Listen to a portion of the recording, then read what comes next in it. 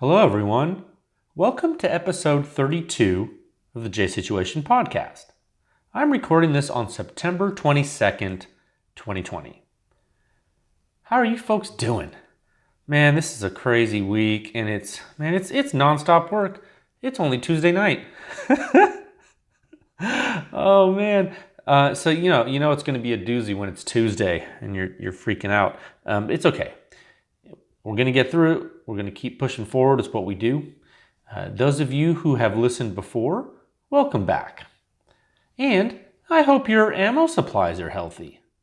Just, I wish you well in your ammo endeavors. I hope they're healthy. And those of you who are new to the podcast, I also hope you have a lot of ammo. But also, I want to take a moment to tell you that this podcast is brought to you by Pew Science, pushing the silencer industry forward one test at a time. Visit pewscience.com for the suppression rating, the simplest and most accurate hearing safe ratings for your suppressed small arms. You know, the suppression rating is in section 5 of the Silencer Sound Standard. The standard walks you through gunshot noise, okay? It's kind of like a Wikipedia article, but it's way cooler because it's about silencer sound. All right, it's pretty cool. There are 6 parts, and they are all on pewscience.com for you to read. If you haven't dug into the Silencer Sound Standard, that's totally fine. You can skip directly to the suppression rating in section 5. It lets you know how silencers stack up into comparison to one another with regard to sound at the muzzle and the shooter's ear. And it gives you a hearing safe dose limit for the particular platforms on which the silencers are tested. So, you're not going to find this information anywhere else in the world. And guess what? The 6th and final section of the Silencer Sound Standard contains all the reviews. So go check it out on pewscience.com. And you can support this podcast, Pew Science, our testing, and everything we do by joining with a membership at pewscience.com. And also by rating this podcast 5 stars on iTunes to let folks know that silencers and guns are awesome. So, let's see. I think I have 5 topics. It is, you don't even want to know how late it is. But I got 5 topics. I bet you I can get through them. We're going to do it. First topic, recent data analysis. I have some initial thoughts. I've been going through some analysis from recent testing that I've performed. Topic 2, sound signature review 622, the rugged surge. We'll talk about that. Topic 3, apparatus improvements are coming along. I'm going to try to do some more testing this weekend. It's a whirlwind. I'm trying to get it done, and might test some unsuppressed stuff maybe. I don't know. I'm going to talk to you guys about that later in the episode. Topic 4, ammunition shortages. Don't lose hope. Okay, you got to believe. Don't stop believing. I feel like I need a soundtrack. Topic 5, welcome to new Pew Science members. Thank you for your support. And thank you for your feedback. Okay, so let's get into the first topic. First topic is recent data analysis. Some of my initial thoughts. Oh man, I tell you what. This is exciting. Okay, about a week ago, I did a preliminary test series, and I've been combing through the data. Still have ways to go. All right, been looking at some 300 blackout, unsuppressed, and suppressed waveforms recently, and by recently I mean last night. Sunday night and tonight, or last night. Wait, what's Tuesday? Yeah, Monday night and Sunday night. Yeah, so that's great. I've been doing some preliminary analysis. So goodness gracious, what a time to be alive. Subsonic 300 blackout can be very quiet out of a bolt gun. I think that part is really neat. Also, something that is neat is that back pressure metrics are getting pretty interesting. I'm so glad we've gone down that road. Man, I hope that road's not wrong. No, I'm pretty sure it's not. Right now, I have a feeling we'll be able to scale the supersonic back pressure metrics into the subsonic flow regime. Maybe. And it might not be as nonlinear as we thought. I think. I'm kind of, well, I say it's not going to be nonlinear, but you almost have to look at what I'm doing to see that. Let's talk about it. It might be too early to tell due to not only the limited sample set of my initial testing in subsonic on these larger cartridges, but the even more limited amount I've examined so far of the data. Okay, but I can tell you this much right now. Back pressure is still directly proportional to the rise time measured to peak impulse outside the muzzle. All right, that proportionality doesn't seem to be changing. So that physically makes sense, and that should be of no surprise. So really no surprises there, but whenever you're literally starting something from scratch like this, like a way to quantify back pressure from examining gas flow outside the silencer, you kind of have to start at the beginning. And so that's what I'm doing here, okay? I'm starting at, well, okay, I'm going to say this, and some purists are going to not like it, but what I'm going to say is starting from first principles. We're not starting from first principles, but in silencer testing, we almost are, because we're characterizing the cartridge in plain bolt gun space, as it were. And so when you're starting like this, you kind of have to start, with basic building blocks of knowledge and then build on it. Because if you rush in and I start testing that 7-inch 1.5 twist 300 blackout gun, the AR, you're gonna have a bad time with the data because you're not gonna know what's what. So we got to start bolt gun, and that's what I'm doing. Okay, so you guys know that. Longtime listeners of this podcast and followers of Pew Science know that. But there's a lot of folks listening, so I kind of want to. I'm going to stop here and there in what I'm talking about to kind of like give these little asides so you guys understand what's going on. So we're starting at the beginning, and that's okay. So right now we know the rise times to the peak impulse are scaling with the known back pressure relative relation to the silencers. So that's great. That's really great. The impulse rise times are making sense. And so that's the first observation. Now here's the second thing I've noticed so far when I'm looking at some of the trends and some of the correlations. Certain silencer designs have ratios of subsonic to supersonic back pressure that are different than other silencer designs. Okay, that's a really complex sentence, and this is a very complex initial conclusion, and it's a little bold, I think. And so keep that in mind, that this is very preliminary, and so this is what I'm seeing right now.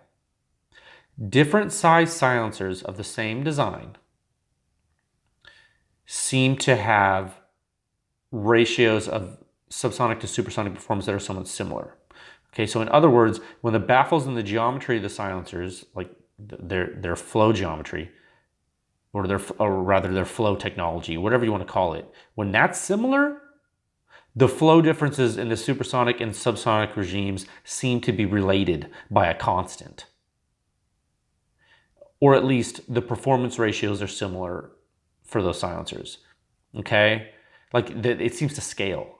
Now, when you move to a different design, a silencer that might be similar in size to another silencer, but different designs, let's say they use completely different baffle types, then that design, its supersonic and subsonic flow are related by a different ratio.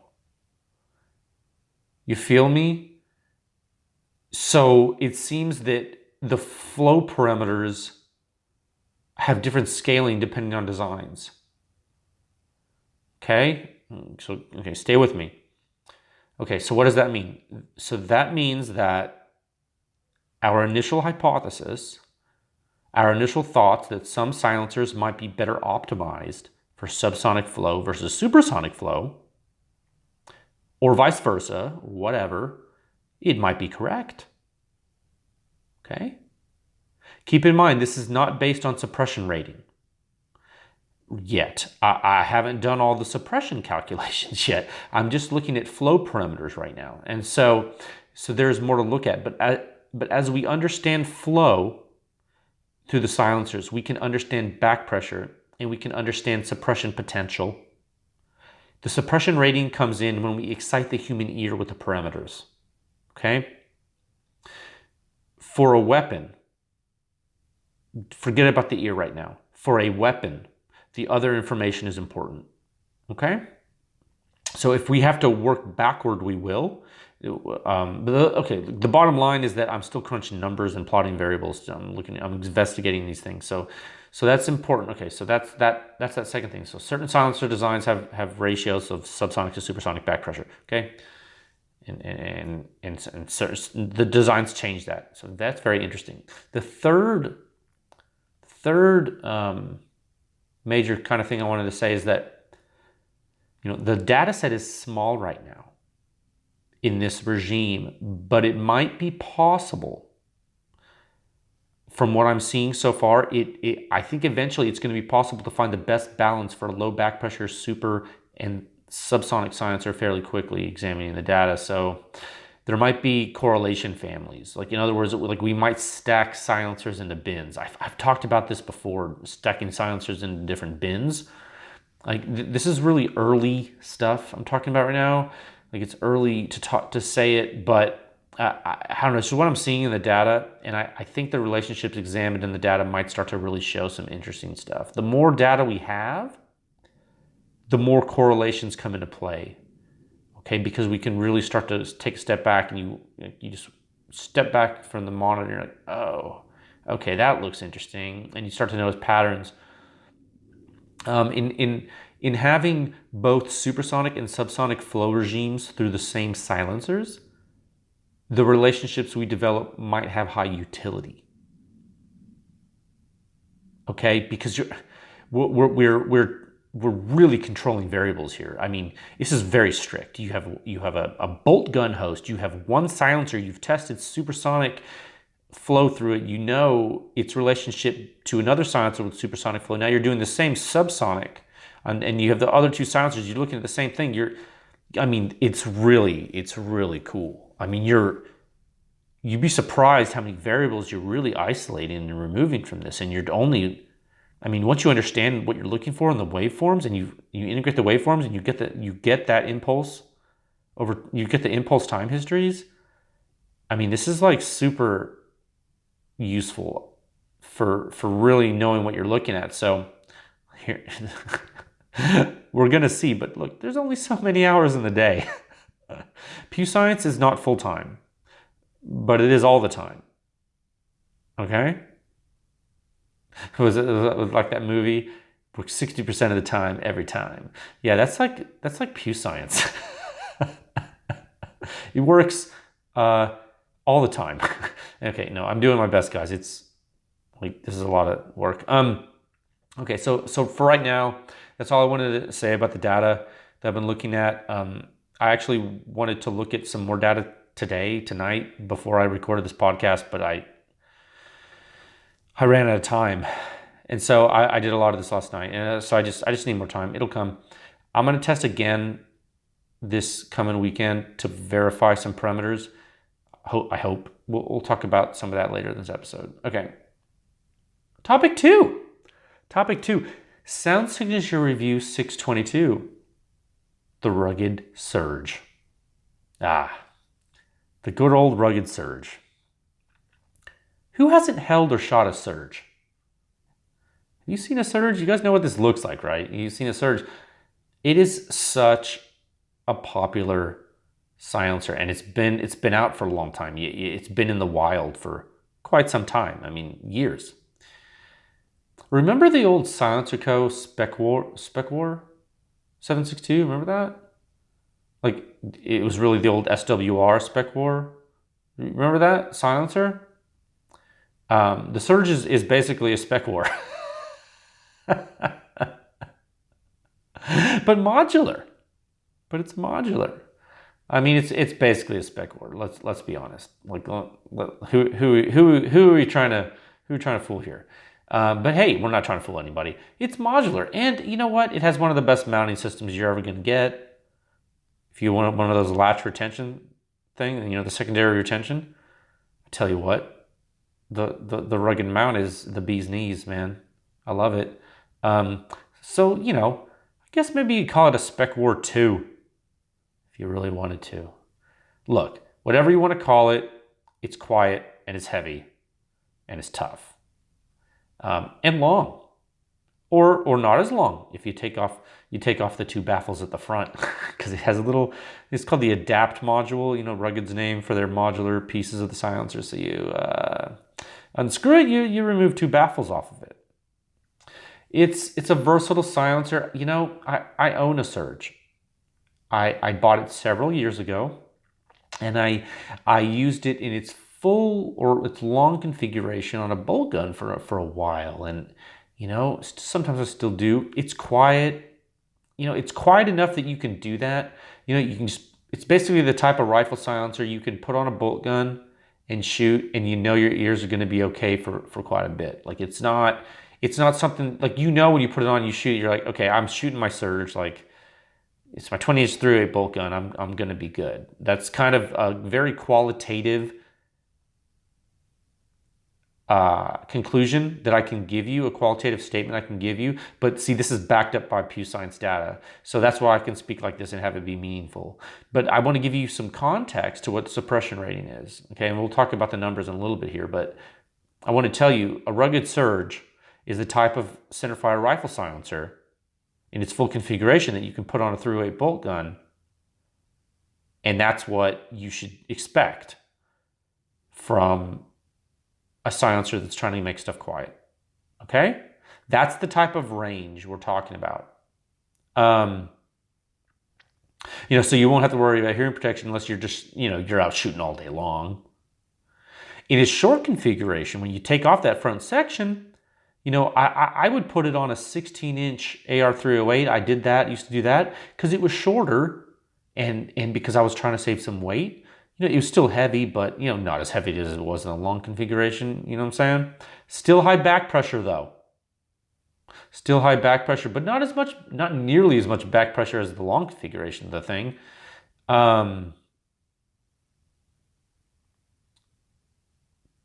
Two silencers in one, really. I'm searching for the words. Two silencers in one? Absolutely. Different use cases possibly? Yeah, you betcha. I mean, one of the few times that I think a modular rifle silencer makes sense.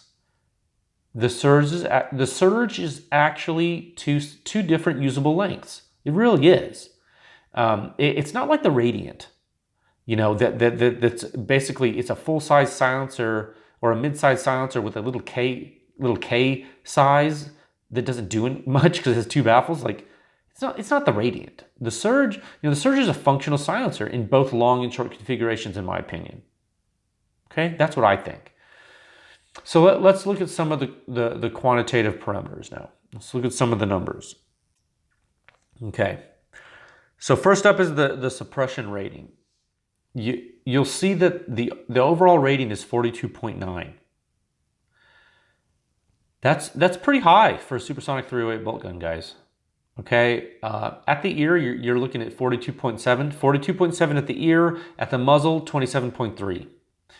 So we're getting up there, guys. We're getting up there. In that 40 to 50 zone of suppression rating at the ear, for the shooter, that's a good place to be on a rifle. That's a good place to be on a supersonic cartridge like 308. That's a good place to be.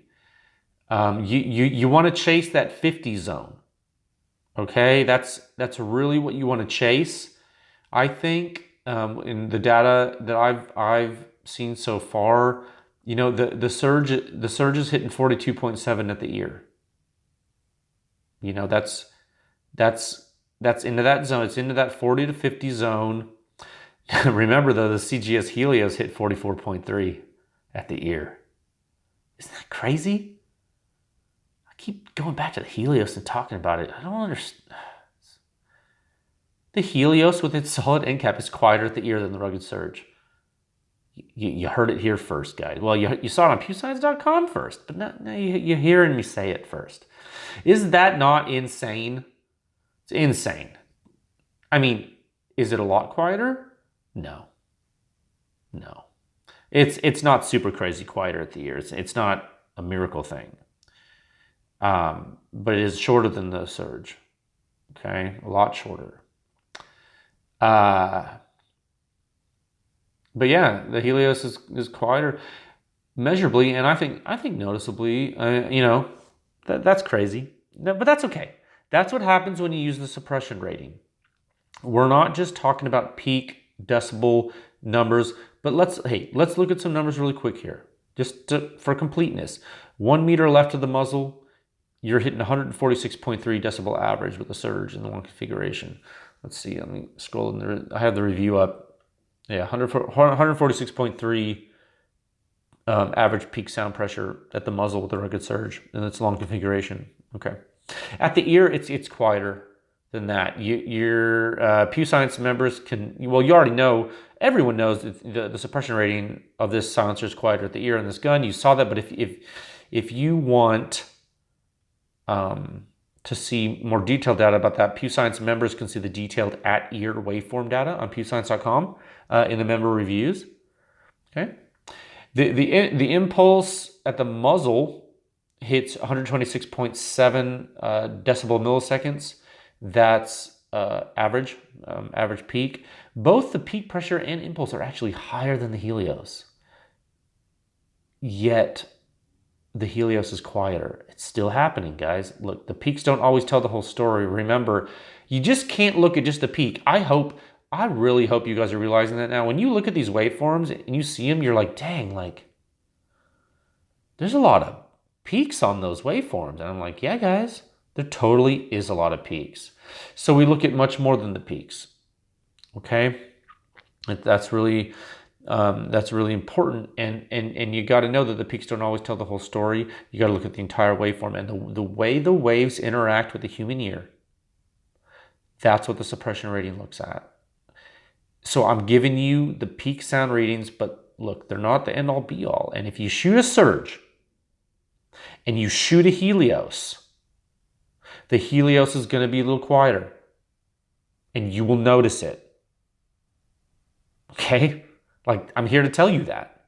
Like, look at the suppression rating. You see that? You say, oh, I don't believe you. I say, okay, fine. Go shoot them. Then you come back and you tell me you don't believe it. I say, okay, well, I guess I can't tell you what to believe. I can only present the information. Now, what happens when you go to the short configuration of the Surge? Well, your suppression rating is going to drop, because you're losing 2 baffles. So it's going to drop from an overall rating of 42.9 down to 32.1. Okay, you're dropping a category in suppression rating. You're dropping a category. You're dropping down into that 30 to 40 range. It's huge. It's a big difference. It is a big difference. Let's see. What's the freaking peak sound pressure average? Oh, 149.3 at the muzzle. So you went from 146.3 to 149.3. You're going 3 decibels greater average at the muzzle. Okay. I think the difference at the ear is actually, well, you can't really scale that because it's a different part on the dB scale. Remember that, guys. When you have a difference of decibels at certain parts of the scale, it's actually a larger difference in sound pressure. You have to check out the Silencer Sound Standard if you don't understand that. Anyway, what I'm saying is you're gonna drop a category of suppression rating. Now, but you're not dropping below 30. And that's something I really want you guys to take away from this.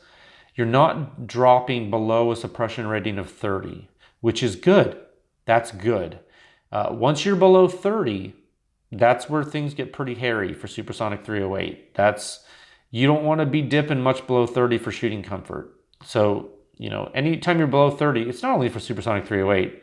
Let me be clear. Anytime you're below a suppression rating of 30, that's loud, and it's just not where you want to be, because there are so many 308 silencers on a bolt gun that are putting you above that there's really no excuse to sit below 30 if you don't have to, in my opinion, with performance. We're past that now. Okay? Like, either your silencer's not meant for a bolt gun and it's for an AR, and you're going to be wearing hearing protection and you don't care how loud it is, whatever, blah, blah, or you're only going to be shooting like very rarely. That's fine too. Limited hunting engagement, I get it. If you're below 30, it's fine. But frankly, with the technology we have now, do better. I mean, in my opinion, just do better. It's time to do better. So let's try to stay above 30, guys, with our 308 Supersonics. Okay. So the surge in the short configuration, it's sitting there. It's 32.1.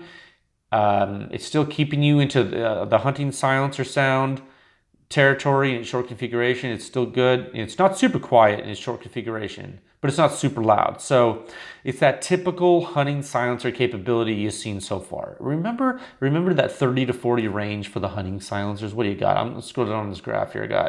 What do I got? I got the Radiant, Salmon S, Trash Panda. Omega is almost hitting 40. It's high. So Omega is actually like really good in that category. So anyway, so you feel me? You get a good feel for the surge in a short configuration now, where it kind of sits in sound. Okay, that's something you need to understand. Now, I don't want to belabor all the minutia and all the data here on the podcast. Okay, I already do that enough. So you can go check out the review for yourself on pewscience.com, Sound Signature Review 622. One thing I did want to talk about though is back pressure, because you see it on there. But I feel like a lot of people have told me that the podcast really helps them understand stuff when I explain it. So I'm going to talk a little more about that. This was actually a really big deal in this review. And if you know anything about rugged rifle silencers, you know that when they released the Radiant, folks saw that the Radiant in its long configuration had lower back pressure than the short configuration of the Surge. This was important for me, actually, personally, because at the time I was using the short configuration of the Surge on my 16-inch semi-auto AR-308 to hunt pigs with thermal at night. Okay, that's what I was doing personally. That was my personal night hunting setup.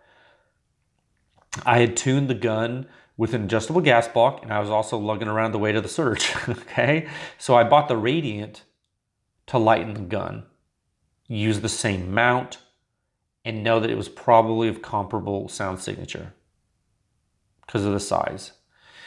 As soon as I started using the Radiant, I noticed it had lower back pressure, so the gun needed to be tuned differently, and the gun ran better with it. Okay, like these are facts from my use. Now, so why am I telling you this? I'm telling you this because that's what the data is actually showing. I almost told you about it on the last week on the podcast, but I didn't want to spoil the surprise. Look, because I was about to review the Surge, and I didn't want to tell you that. And so, okay, so check out Figure 11. I'm going to scroll down. I'm here on my computer. I'm looking at Figure 11 in the review on pewscience.com, review 622. You can see the back pressure of the Surge in its long configuration is the highest shown so far. Okay? Haven't seen that in a while, right? For a while, you've been seeing the Helios solid end cap with the highest back pressure, but no, now the long configuration of the surge is there. Okay, so that should be somewhat intuitive to you, and that it's a very long silencer, and long silencers trap a lot of gas. So there you go. Now, when you shorten the surge,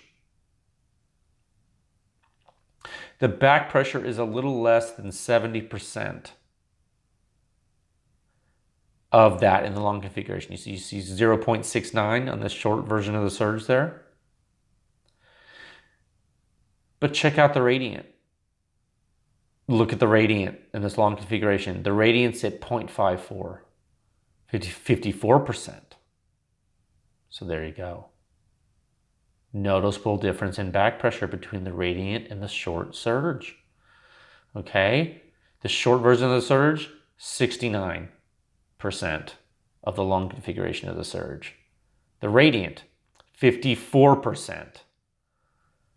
So is it a lot lower than the short version of the surge? No, it's not. Is it lower enough to make a difference on a gun? Yes, it can possibly be lower enough to make a difference on the gun depending on the cartridge. That's right. Does the data show a difference? Absolutely. Absolutely does. And it's in data space. It's right there. Okay, but that's not all. That's not all, guys. On this chart, I didn't include the Razor, just because the Razor is in a louder class, so I just didn't put it in that review. But the Razor back pressure is lower than the Radiant, as everyone who has used those silencers knows. And the data shows that too. So look, man, we're going to use high-speed cameras to show you this, but as far as I'm concerned, the general hypothesis has been proved now. Okay? Like, I don't know what else I need to do other than show you a high-speed camera. Okay? Like, seriously. Because really now all we need to do is show exactly how it correlates and determine linearity. Right? I mean, come on. Like, what more do you need besides high speed? Right? The data's there. It's right there. The rise times are viewable on the plots at pewscience.com. The data's in the charts. Like you can see the rise times, like in the impulse charts, right? Like it's all there. It's on the website. Actually, nothing done in computing the back pressure relations is hidden. It's not like it's for members only or something. It's there. So publishing this review of the Rugged Surge was a big deal. Okay? This was a big deal. Sure, it's one of my personal silencers. Sure, it's popular and a lot of people wanted the data. Sure, it's one of the quietest tested so far. But most importantly to me, it completes the rugged size differential study for you in public view in pure data space. You now see how the different sizes of rifle silencers from Rugged, except for the Micro 30, because I haven't tested that on 308, okay, stack up to one another. So everything. You have all of their sound and back pressure metrics in black and white, or in blue and red and black. It's fine. By the way, that reminds me, feedback from I think it might have been a Pew Science member. I think he's a Pew Science member. He told me that he was having trouble viewing the graph because like the bars are too close to each other in the categories, and I think he wanted me to separate them.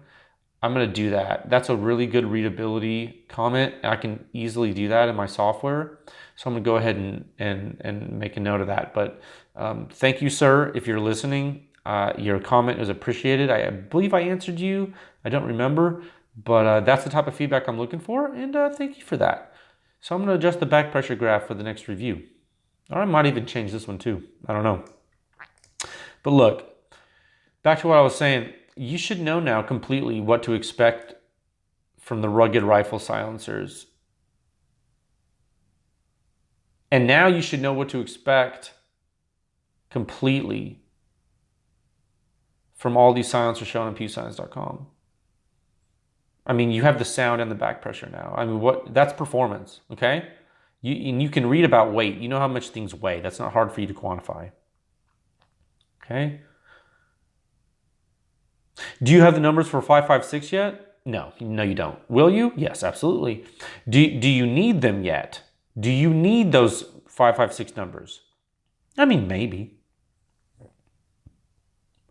But right now, you know how the silencers perform relative to one another, and that's pretty close. That's a pretty good case study for you right now.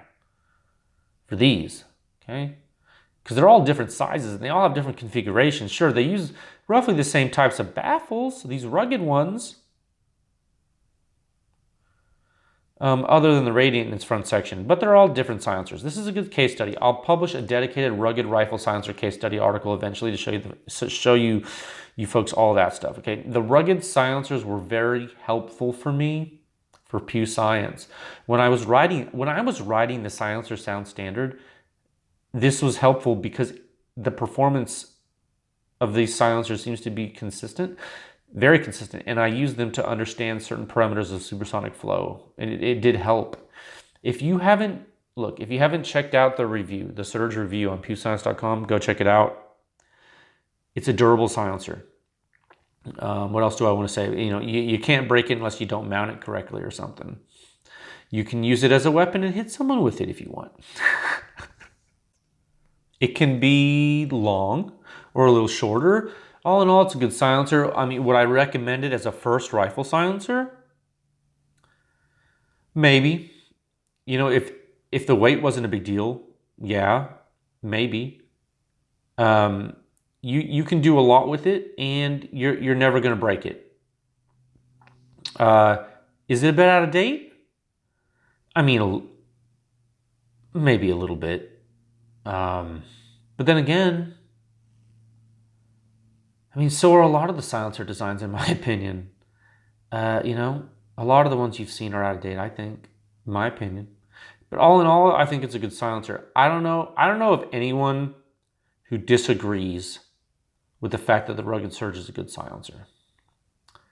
The weight is the complaint that most often is voiced, along with the back pressure, I think. The back pressure is less than optimal, but you know what?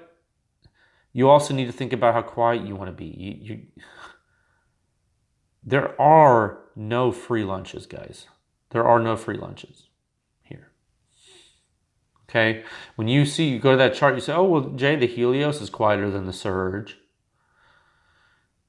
Okay, but it still has high back pressure. It has, 9% lower back pressure. Is that going to make a huge difference to you? I mean, it might not. Okay, it depends on the gun. It depends on the gun, like I talked about last week. So we're still investigating that, but keep in mind you cannot get something for nothing. Slowing the flow rate so that you can keep quiet increases back pressure. So it is what it is, as they say. Topic 3. Apparatus improvements are coming along. More testing this week, hopefully. And maybe some unsuppressed stuff. So, man, oh my goodness, so much still to go through. I am doing some more wiring and some things. I was hoping to get to that today. But it looks like that is going to be tomorrow. But I also need to examine data, so I might have to tag team those two tests tomorrow evening. I don't know what I'm going to do. So other than all the stuff that needs to get done this week, I need to revisit the test matrix I performed and tweak it for this coming weekend. One thing that was asked of me today from a Pew Science member was testing of unsuppressed muzzle devices. Things like cherry bomb, whistle tip, Noveske flash can type stuff, Surefire ward and blast diverters. Muzzle brakes, maybe. I don't know, maybe just these blast diverters. Basically muzzle devices that act as brakes, maybe. And some of them that direct blast down range away from the shooter. I don't use these things, Basically, we're talking about blast shaping devices, blast directing devices. We're not talking about silencers, though, here. We're talking about these blast diverters. I told this Pew Science member, I told him, shout out, sir. I'm not gonna mention you by name, but we talk a lot. You're a great guy. Thank you for the suggestion. I told him I thought it was a great idea and that I can definitely do it. In fact, that type of testing is really fun to do, in my opinion. And in some ways, honestly, I want to be honest with you guys, it's much, much easier than testing silencers. So the actual field testing is more expedient in a way for a couple of reasons. It still takes some time, and there's still data processing, and there's all kinds of things to do, but it's a little easier now. So before I go crazy and design a test matrix for unsuppressed muzzle device comparisons, what do you guys want to see? I may do a poll on Instagram, I think. Look, if I don't do a poll by the end of this week on Instagram about this, someone DM me and tell me to, because I might forget. Because I'm saying this now, like I need to do it. So we'll see what interest we get, and once we get a lot of responses, I'll see if I can get some devices from folks. It should be easy to get because these aren't NFA items, right? So like this is super easy to like pass back and forth. And then what I'll do is I'll just go test them on 11.5-inch AR, so we get some good blast. Like it matters, right? That would be cool. It would be some good data, I think. Definitely could be useful for comparison purposes for folks. You know what I just thought of as I was talking? What if we took muzzle and ear readings like we do for the silencers, but then we also took readings 2 meters away from the muzzle? So like 3 data points for each shot, or 3 histories. That way we can get an idea of the pseudo far field, right? We might even, what if I did 1 meter, 2 meters, and 5 meters? And ear. What if I did 4 waveforms per shot? I don't know. I'm trying to because we're talking about mapping sound field at this point, right? And if you're talking about something super loud, no, so we're not talking about silencers right now. We're talking about these blast diverters. It's gonna be super loud. And so like, why would you really want to know this? I'm literally thinking out loud right now, like why this gentleman asked this question, because we didn't talk in depth. We just talked a little bit. I was thinking, if you really want to know, like if you're using this stuff, you're wanting to direct the blast away from you. You might have people next to you. Maybe you want to know how far it carries and like how the exponential decay varies according to like angle of attack. Maybe. Like I'm just thinking, like if you have this blast diverter on the front of your short barrel rifle and you're blasting down range and there's people in the next shooting bay, maybe they're more okay if you use a different type of blast diverter. You know what I'm saying? Like maybe there's one that works way better, or there's one that like works way worse. But like I feel like you guys already know that. You can test that for yourself because they're so loud. But maybe you want to characterize them better. Maybe we want to see exactly how they work, and that's something that I guess I could do. So yeah, maybe we'll just start with 1 meter and 2 meter, or maybe we'll just do 1 meter and ear, and we don't need the 2 meter. I was just thinking like if we map the sound field, maybe that would help. But I just want to maybe I need to do that Instagram poll, and not only do I need to ask what devices you want tested, I need to ask how you're using them. Because one other thing, and man, I'm glad we're talking about this, because there's another thing folks have been asking for, and it's indoor shooting. And I am willing to test silencers indoors to show you the waveforms. It's actually a pretty cool thing to test. There are some complications, as you can imagine, but it's super freaking loud. And I can show you in like real impulse data space, like how the waveforms interact, and it's super, super long duration, and it's the reverberations are insane. And the waveforms obviously look completely different, but I could give you indoor suppression ratings. How would you guys feel about that? How would you guys feel about a home defense study of suppressed 9mm pistols in your bedroom? What if I took a couple of 9mm silencers on a home defense pistol? Or just one? What if I just took a couple of them, like whatever, just to show you, like, take one of the silencers I reviewed on pewscience.com already, take it and put it on the same pistol and the same host and test it inside. And show you how the suppression rating changes. Show you how many shots, like if you're like engaging with an intruder, like, I mean, really, I mean, now that I'm saying it out loud, that's kind of dumb because like it's a self-defense situation. You better not be shooting that much. But I don't know. Maybe you want to know. Okay, here's a good practical question. What about those little those 9mm K silencers? Speaking of, I need to release that review. I have a case. Oh yeah. Ooh, maybe I'll do that soon. Anyway, yeah. What about those? You think those are freaking quiet inside, quiet enough for home defense? Maybe that would be a cool indoor test. So anyway, so like these indoor silencer tests, these unsuppressed weapon tests, like we can do those. Now we don't want them to interfere with the silencer testing because the silencer testing is the primary directive, but this is Pew Science and we will characterize everything. I just like, and you know, I can gather that data when I'm doing other stuff. So like, and then table it and then release the review. But this is good because if I'm going out to test again, like I could do some stuff this weekend that might add on to the database. So let's go ahead and get some ideas in. I'll do a couple of Instagram polls. Like I said, if I forget, let me know. DM me, the J Situation on Instagram, Pew Science LLC on Instagram. Pew Science LLC is the corporate account. That account only posts things having to do with Pew Science. Okay, the J Situation, that's my personal account, and that's where I post whatever I want. as if you didn't know that already. Okay, so cool. So that's a good topic. I'm glad we addressed that. Please let me know what you think. As far as the silencer testing this weekend, I'm going to be repeating some stuff. I had some ammo coming from SIG today.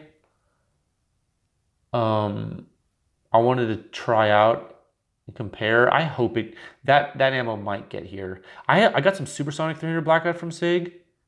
I want to say 125 grain. I want to compare that to the Wolf Supersonic, and then I got some 200 grain open tip match, the nice stuff from SIG. That is like hopefully will be delivered Thursday or Friday. That would be perfect, and then I could compare that to the discrete ballistics and SMB, and then oh, you know what? I bought some SIG 5.56 ammo. Isn't that weird? But I have all this other federal like 5.56 ammo I'm testing with, so I'm not going to test with the SIG stuff yet. But I did buy 1,000 rounds of SIG. You know, 5.56 testing takes a lot of freaking ammo, so I had to buy some more just to get. But I got to characterize them to see if they're that much different, and if they're not, then that's awesome.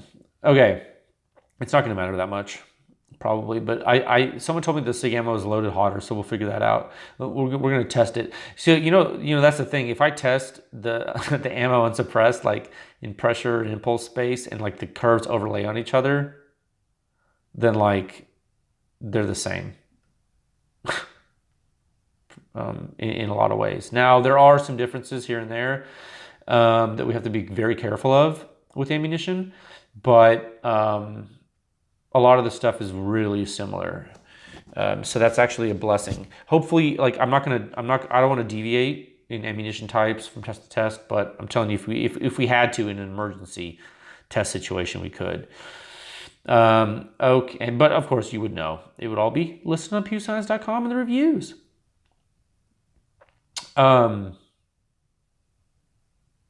Did I talk about, okay, so we talked about ammo. Yeah.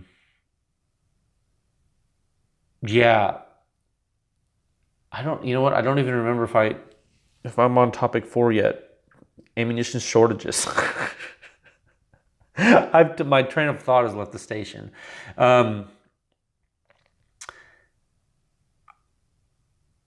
If I haven't announced topic 4, ammo shortages. I hope you guys are finding ammo. Don't lose hope if you are having problems finding ammo. I'm sorry. You thought I was going to tell you, oh, it's okay, I know where to find something. No, I do actually have some sources. If you're having a really hard time, DM me, and I'm going to try to help you, okay? But I can't promise anything. Now, it's the stuff I've been finding is pretty expensive. That 5.56 I just told you about, the SIG stuff, the Subsonic 300. Oh my God, it's so expensive. But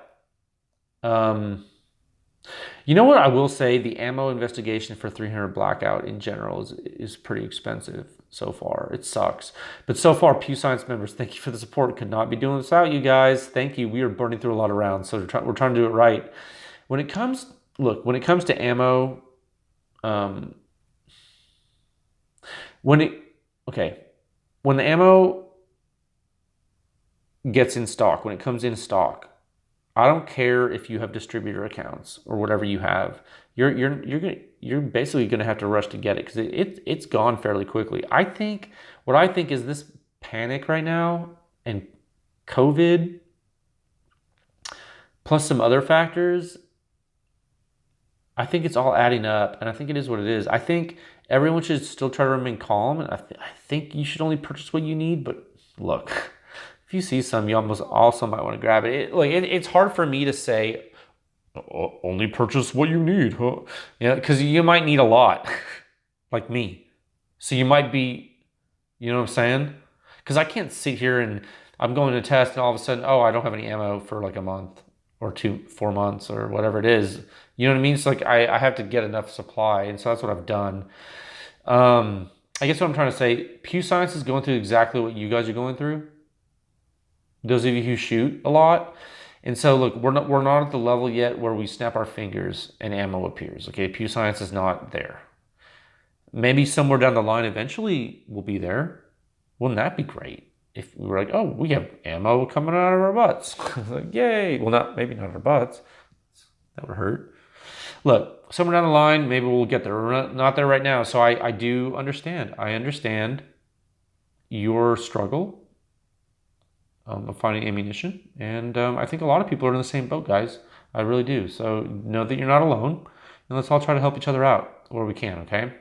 Let's try to help each other out. I think the community is pretty strong. We can, if you know someone that is hurting real bad for ammo and they really need ammo, for practice, and they really need to practice, or like they really need self-defense ammo, hey man, like maybe help out a little bit. I don't know, be a good neighbor type of thing. I don't know. It's a community thing, it takes a village. I think we can help each other. I like to think that. So, okay. Topic 5. Welcome, as always, to new Pew Science members. A few of you have joined since last week. I saw that come through. Thank you so much. I think I sent an email to all you folks who have joined. I try to do that pretty soon after you join. I send you an email. It is not automated. I have chosen not to automate that email. You do get an email of confirmation that you joined, but you don't get a welcome email until I email you. Okay, I go into the thing, I say, oh, this is John Doe from Anytown, USA. This is great. And I look and I see, oh, he joined at this level, and he lives in this part of the country. That's really cool. And I write you an email and say, hey, how you doing? Thanks for your support. This is great. How'd you hear about us? Trying to get a handle on things and to make sure I understand where you guys are coming from. We have some stuff coming up. Let me know what's going on. This is what we've been doing. Let me know if you have any feedback. I'm here for you. I'm here for your questions. That's kind of what I'm trying to tell you guys when you join. I'm basically telling you everything I tell you on this podcast. But that's what I tell them. And so I've emailed all you guys, I think. Now, you folks, you guys really took my advice from the last podcast, and you have been hammering the social media with questions. Instagram, Facebook, Reddit. You go in the comments, you go in the DMs, you tag me and stuff. Man, I love it. It's great. Do not worry about bothering me, okay? You're not going to bother me. I will just not answer if I can't. I usually do, but sometimes I can't. The more things you ask, the more interaction we have, the more opportunities there are to educate, the more I learn. Because sometimes I get asked questions that like really stretch my knowledge to the point where, man, I got to dig real deep into some stuff, honestly, to answer properly, to give you the answer. Like sometimes, and you guys know, a lot of you guys who interact with me frequently know that like if sometimes I'm like, dude, I don't know, or that sucks, and I'm like kind of short with you. I don't mean to be short to be rude. It's probably just because I don't know the answer and I'm busy. Like if I start to really engage with you and fire back and forth, it's because like I have time. So I will admit that sometimes like our conversations are shorter because I don't have time. But I do try to let you know that I'm there. So don't be offended if our conversations don't last that long. Sometimes they can't. Okay, but thank you for the questions because it's awesome. Now the support basically actually nationwide has been really astounding. I was the other day, a couple weeks ago, a week ago, I was on a radio show. It's called The Gun Shop Show.